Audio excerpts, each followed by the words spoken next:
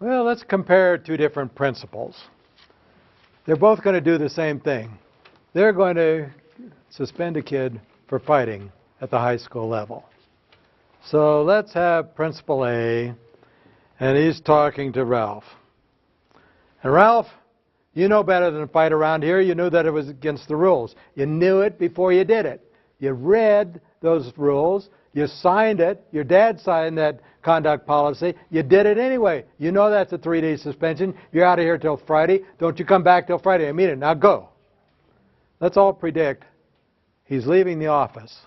What's happening at the door as he leaves the office, everybody?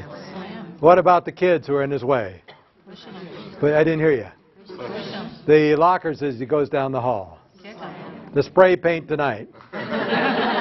Did he just bring the worst out of Ralph? Okay. Now, got another principal. Same kid, same situation. Oh, Ralph, that guy must have really got under your skin, but well, I think you showed him to not mess with you anymore. Wow. That is a real bummer, isn't it? I just wondering if you're saying to yourself, well, if I fight him, he won't mess with me anymore, but I'll get in trouble. But if I get in trouble, it's 3 days. Maybe it's worth it. So that's my guess. And the sad thing, the bummer of it all is what? How many days suspension for fighting? 3. There you go.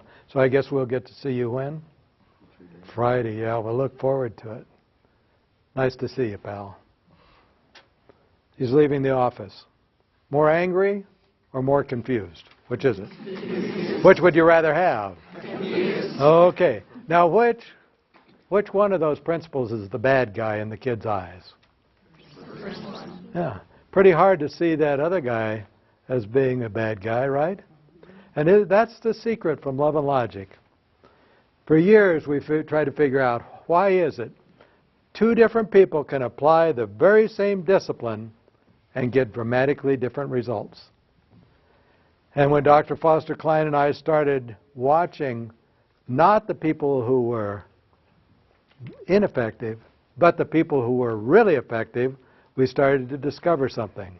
And that is those really effective teachers always lock in the empathy first and make sure that the child is in frontal cortex, thinking mode, before they ever deliver the consequence. The ineffective yell at the kid, get all over his case, get him into brainstem, and then say, why can't you think? Yeah. So how would it sound in your home? Oh no, wreck the family car. Wow, I got to feel awful. Wow.